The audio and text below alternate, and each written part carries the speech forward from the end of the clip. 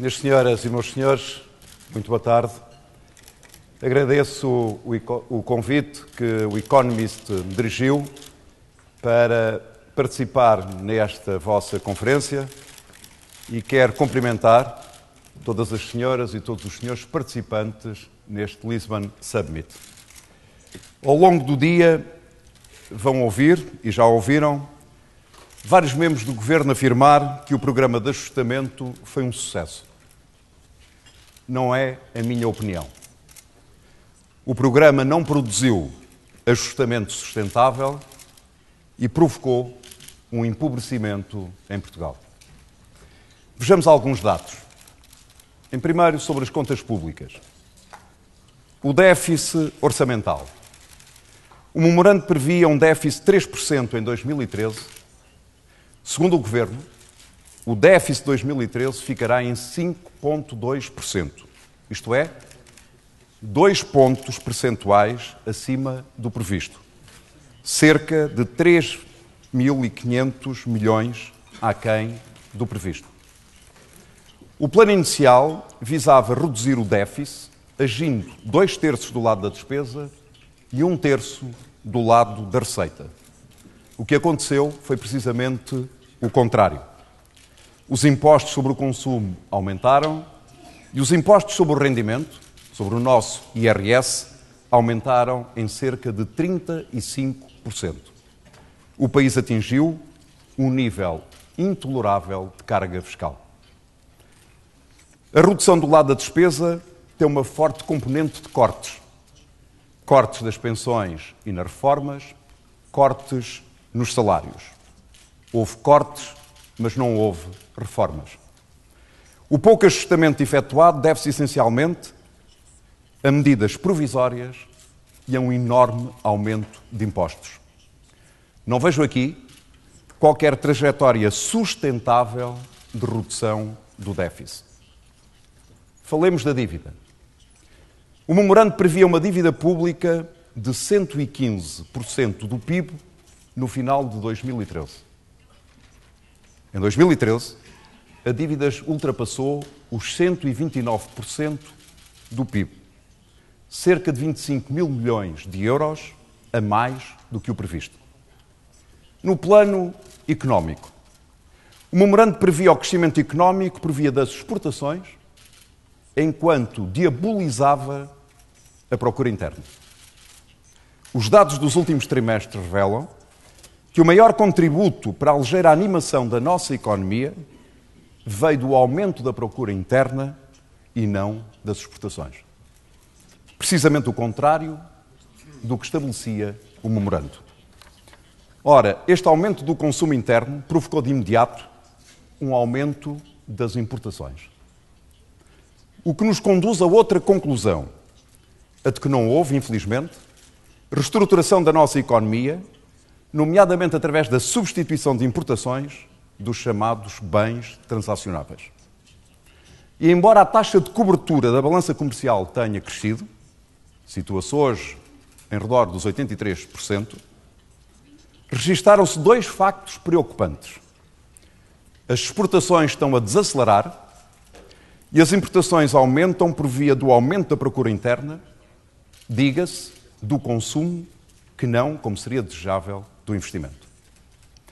A economia está longe do nível de crescimento económico necessário para fazer face às taxas de juros a que o país se financia e não conheceu qualquer reforma estrutural com impacto positivo sustentável na balança comercial.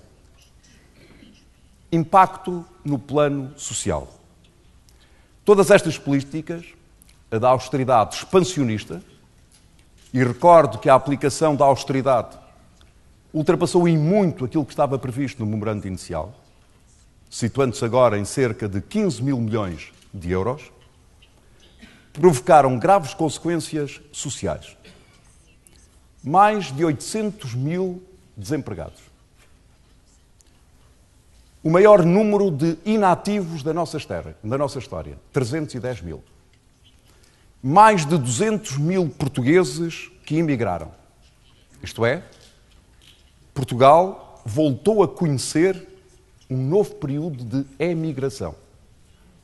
Só tinha conhecido 2 períodos no século passado. Um no final da primeira década e outro nos anos 60.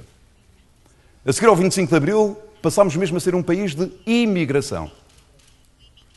Para, desde os últimos 2 anos e meio, nos termos transformado num país de emigração, onde uma parte importantíssima da inteligência nacional, altamente qualificada, está hoje a servir as economias de outros países que não a nossa. E tudo isto porque o país está mais pobre e o país está mais desigual. Recordo que só em 2012 houve um aumento de 10% do número de multimilionários no nosso país.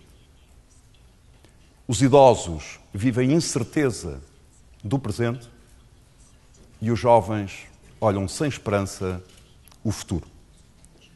E até o prometido regresso aos mercados, a taxa de juros comportáveis está hoje ameaçada. A grande questão que se coloca é a seguinte: como sair deste pesadelo, desta realidade e desta situação?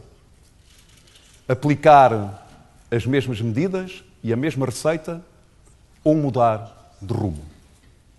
Conhecem a minha resposta. Considero que o país tem que mudar de rumo. E todas as suas alterações políticas, todas as suas estratégias devem ter que passar pelo crivo da sustentabilidade. Mas considero que o nosso país, por si só, é incapaz de resolver todos os problemas que temos à nossa frente. Não porque não sejamos inteligentes, não porque não sejamos capazes, mas pelo simples facto de sermos membros da zona euro e isso obrigar a que a saída desta crise conduza a mudanças no plano nacional, mas também no plano europeu. Há mais de 2 anos e meio que insisto na necessidade da Europa fazer a sua obrigação. Corrigir os desequilíbrios da zona euro. Dotar a União Monetária da dimensão económica que nunca teve. É impossível nós solucionarmos esta crise de forma duradoura e sustentável, continuando a ter apenas uma política cambial e uma política monetária combinada com 18 políticas orçamentais completamente diferentes. Como é impensável que o nosso Banco Central seja o único banco no mundo que não pode financiar diretamente os Estados.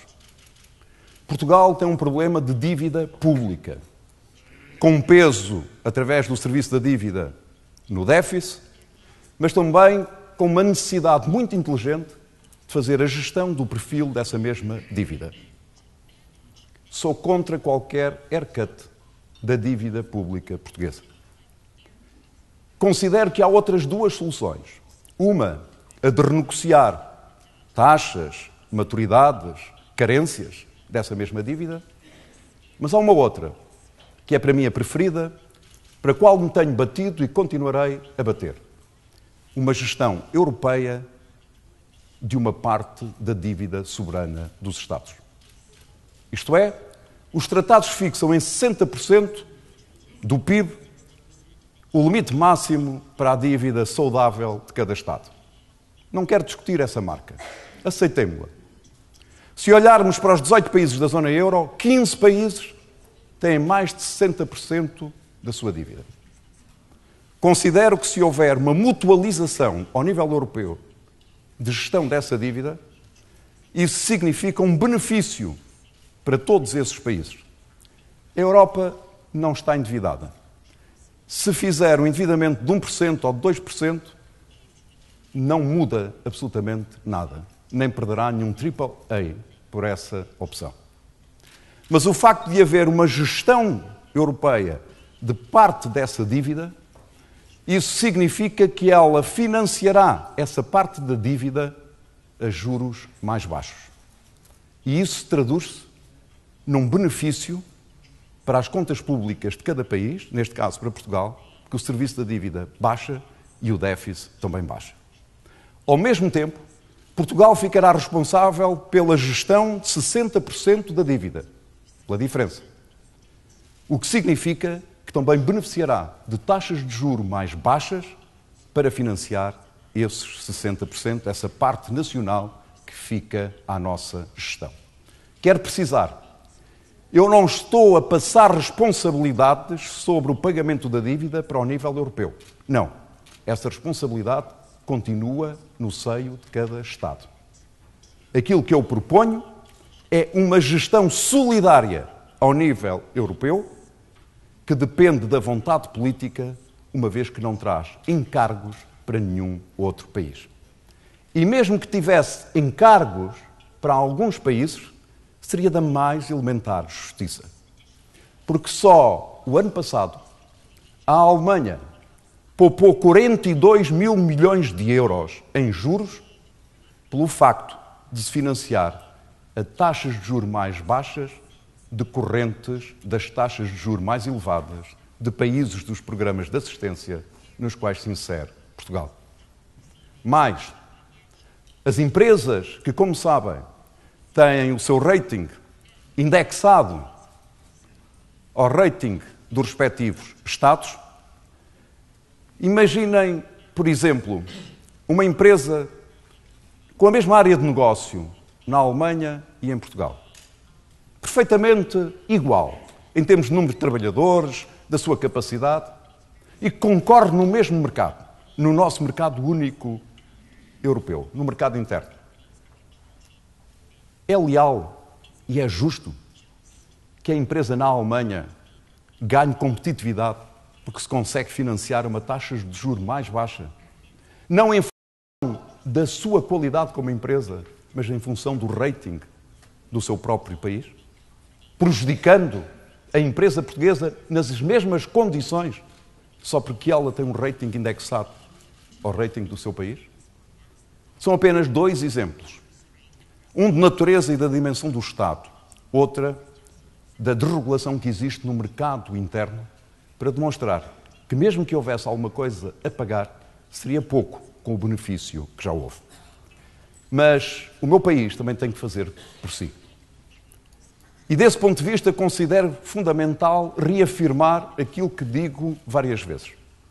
Em Portugal há um grande consenso político e social quanto à necessidade do equilíbrio das contas públicas. Nós precisamos de ter disciplina e rigor orçamental. E desse ponto de vista considero que devo reafirmar que não tive a mínima hesitação quando foi necessário votar o Tratado Fiscal Europeu. Não eram precisos os nossos votos, porque havia maioria absoluta no Parlamento, mas votámos favoravelmente.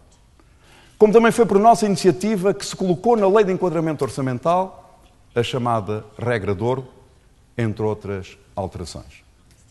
O que me separa do Governo é a estratégia orçamental para atingir esse equilíbrio das contas públicas. Sempre disse, e aqui reafirmo, que é fundamental nós equilibrarmos as contas públicas através de uma gestão da nossa despesa, mas simultaneamente da criação de riqueza. E cria-se riqueza através de investimento. É decisivo, é crítico nós criarmos condições e um ambiente mais favorável para captar investimento nacional e para captar investimento estrangeiro. Como considero indispensável a criação de um modelo de desenvolvimento baseado em novos pilares e em novos fundamentos que reestruturem a nossa economia, que aumentem a produção nacional de bens transacionáveis, proporcionando uma substituição progressiva de importações e que, por essa via, se aposte na criação de empregos de qualidade.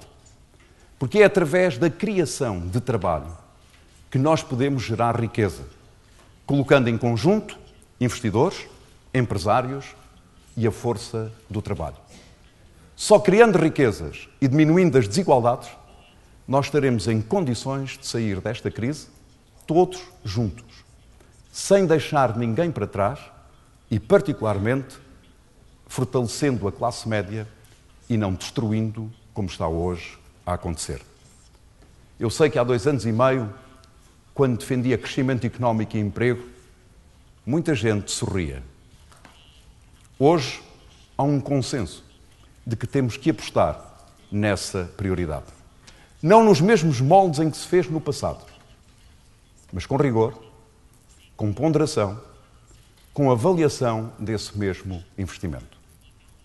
O que temos à nossa frente com a aplicação de fundos comunitários é uma oportunidade única no nosso país.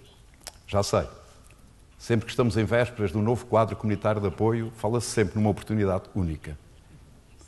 Mas esta casa com um momento mais dramático da vida do nosso país, no plano económico e no plano social. Se não soubermos compreender o que se passou e as razões da crise que hoje vivemos, não estaremos à altura de preparar esse futuro. E esse futuro passa, inequivocamente, por este rigor nas contas públicas, por esta disciplina e esta seriedade orçamental, mas simultaneamente pela capacidade de, através do investimento, dinamizarmos a nossa economia. Eu não conheço nenhum país no mundo que tenha pago as suas dívidas ficando mais pobre.